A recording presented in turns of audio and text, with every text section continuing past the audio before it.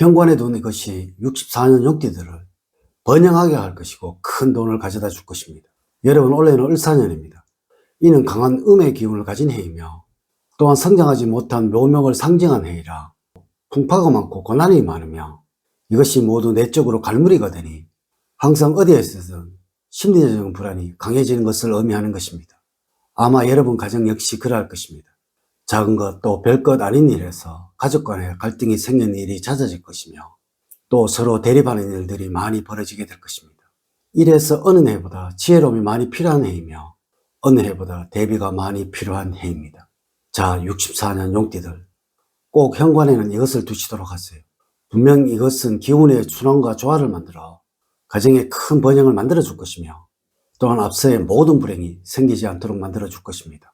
우선 영상을 시청하시기 전에 좋아요, 구독, 알림을 부탁드립니다. 제가 이 영상을 제작하는데 큰 힘이 되는 것은 물론이고 다음번 영상들도 여러분들이 편안하게 받아보실 수가 있을 것입니다. 여러분 반갑습니다. 모모도도입니다.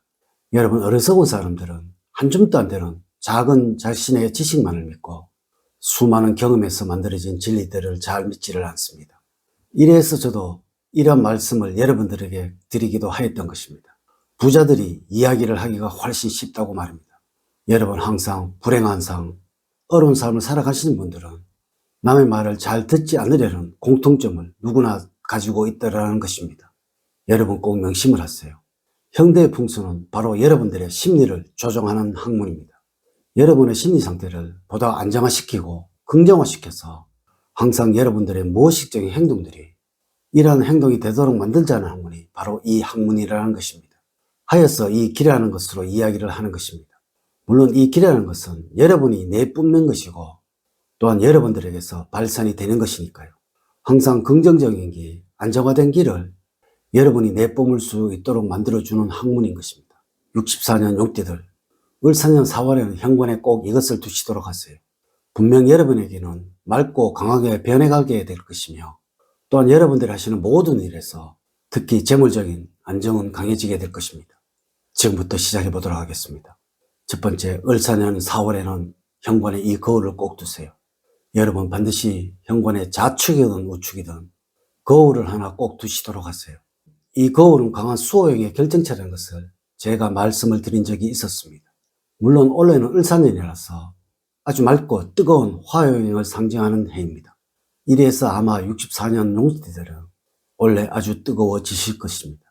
또 다혈질적으로 변하게 될 것입니다.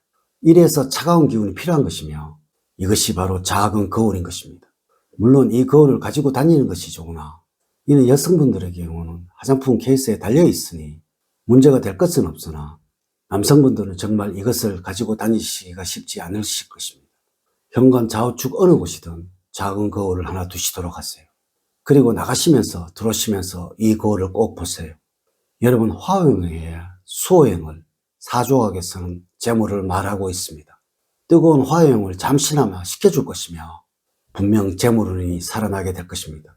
그리고 또한 여러분들의 집에 재물적인 안정이 만들어질 것입니다. 두 번째, 을사년 4월에는 현관에 발매트를 꼭 두세요. 여러분, 사실 이 발매트를 현관에 두시면 아주 좋은 것입니다. 하지만 청결 문제로 인해서 이것을 치우는 것이 좋다라고 말씀을 하시는 분들이 계시던데요. 이는 여러분들의 부지런함으로 해결을 해야 할 문제일 것입니다. 을사년 4월에는 꼭 발매트를 두시도록 하세요. 이는 분명 여러분들에게 맑고 깨끗한 기운이 잘 살아나도록 도와줄 것입니다. 또한 모양이나 크기는 상관이 없습니다. 나가실 때, 들어오실 때 이곳을 한 번씩 밟고 다니시는 것이 중요한 것입니다. 이 역시 여러분들에게 안정을 줄 것이며 또한 심리적인 포근함을 만들어 줄 것입니다. 이래서 이것이 원래 꼭 필요한 것입니다. 세 번째, 을사년 4월에는 현관에 화분을 두지 마세요. 여러분, 올 을사년에는 절대로 두면 안 되는 것이 이 화분이라는 것입니다. 이는 여러분들의 가정을 금전적으로 아주 어렵게 만들어 줄 것입니다. 여러분, 이 을사년은 오행학적으로 화요행을 말하고 있는 것이며 또한 목오행을 말하는 것입니다. 이래서 제가 작은 나무가 고난과 풍파를 겪는 형상이라고 말씀을 드리기도 하였죠. 작은 목오행이 모이면 다툼이 생기고 싸움이 많아지게 됩니다. 마치 어린아이들이 많이 모여서 싸우고 다투는 것을 연상을 하시면 될 것입니다. 올해만큼 절대 현관에 그 어떤 모금의 경우도 잊지 않는 것이 좋다는 것입니다.